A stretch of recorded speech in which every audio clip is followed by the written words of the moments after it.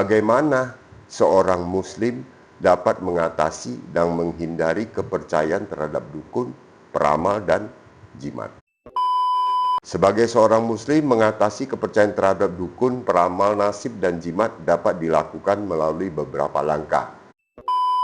Menghindari situasi dan lingkungan yang mempromosikan praktek-praktek tersebut dapat membantu memperkuat keputusan untuk menjauh dari kepercayaan yang tidak sesuai dengan ajaran Islam.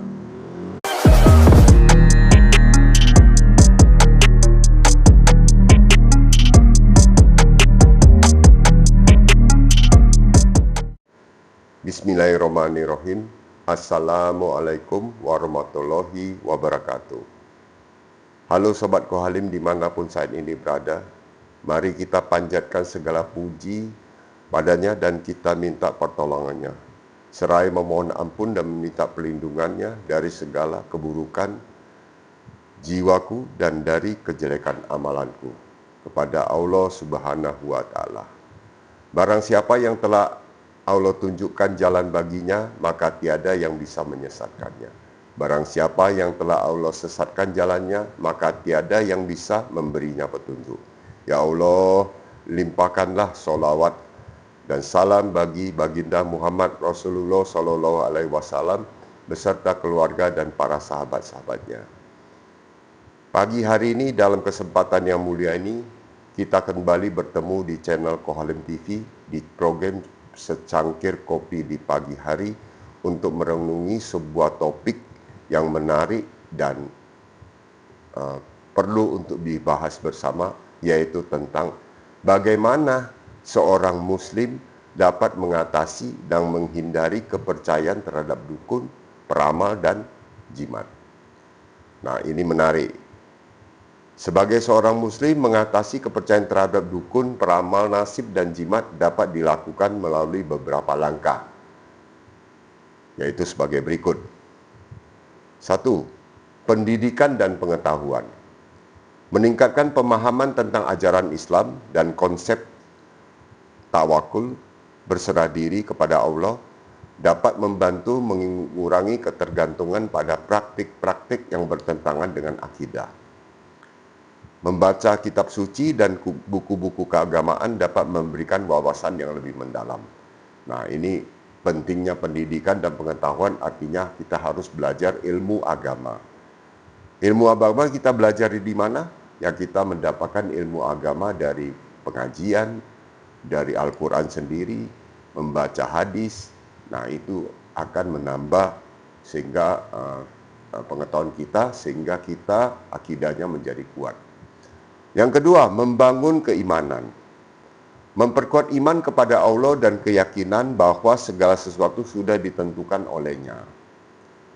Mengingat bahwa Allah adalah sebaik-baiknya penolong dan pencipta, serta mengendalikannya dalam setiap urusan. Ya, ini kita harus membangun keimanan. Kita harus menjadi seorang Muslim yang beriman.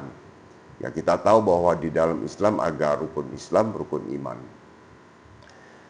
Kita harus yakin bahwa segala sesuatu itu terjadi karena kehendak Allah dan takdir Allah.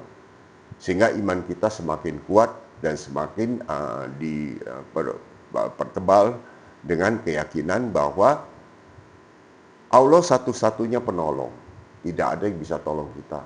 Makhluk hanya sekedarnya. Tapi Allah lah, karena Allah itu pemilik kita. Allah itu yang memiliki kita. Yang merupakan zat yang berkuasa di seluruh alam semesta ini. Oke. Nah, berdoa dan beribadah, ini yang ketiga. Menguatkan praktek ibadah seperti sholat dan doa sebagai sarana untuk memohon petunjuk dan perlindungan dari Allah.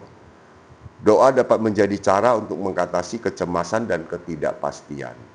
Nah, kita tahu bahwa kita umat Muslim begitu bagi yang sebelumnya bukan Islam, ketika masuk Islam, maka hal yang pertama yang dilakukan adalah mengucapkan 2 kalimat syahadat, lalu dilanjutkan dengan melaksanakan sholat. Nah, sholat itu sebetulnya jikalau dilihat hakikatnya itu adalah media bagi kita untuk berhubungan dengan Allah melalui doa tentunya. Nah, oleh karena itu maka kita tidak boleh bosan-bosan untuk berdoa. Karena berdoa itu adalah komunikasi dengan Allah langsung. Nah, ini mungkin bisa menjadi satu penguatan sehingga kita harus tetap meningkatkan ibadah dan berdoa. Kemudian yang keempat, diskusi dan komunikasi. Membicarakan masalah ini dengan keluarga, teman, atau tokoh agama dapat membantu memperjelas pandangan dan memberikan dukungan. Diskusi terbuka dapat mengurangi stigma dan meningkatkan kesadaran.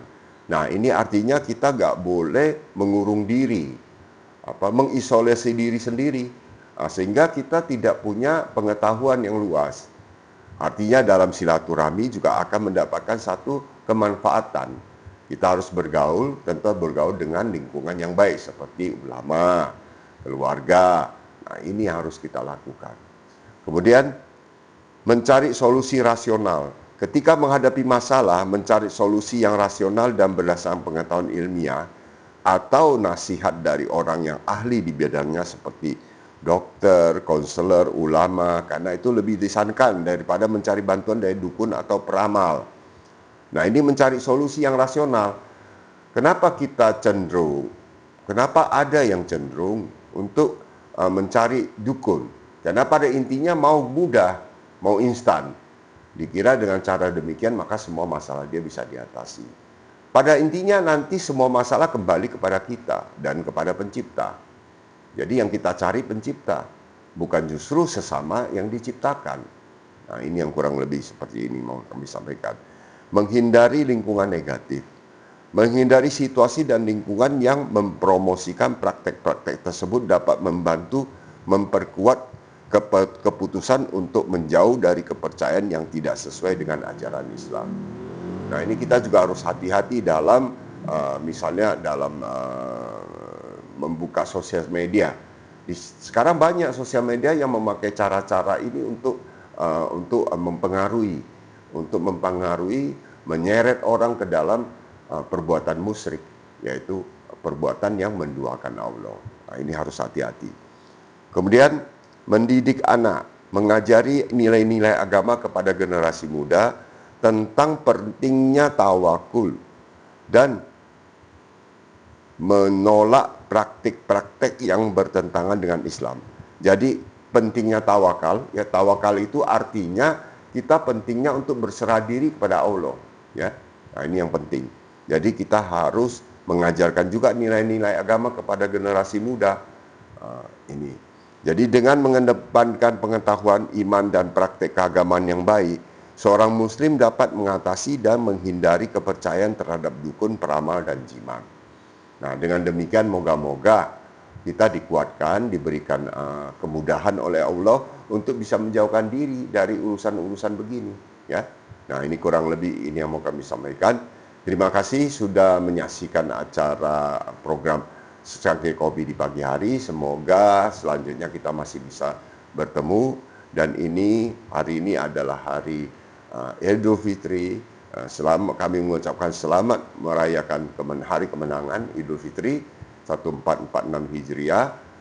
Semoga puasanya yang sudah dilaksanakan itu dapat diterima oleh Allah Subhanahu wa taala dan mendapatkan rahmat dan pengampunan. Bagi penonton yang belum subscribe, kami mohon supaya bisa subscribe, like, comment, and share. Dan juga bagi subscriber yang sudah subscribe, kemudian para pemirsa, para muslim dan para mualaf, kami ucapkan selamat menikmati hari libur panjang di Hari Raya Idul Fitri ini.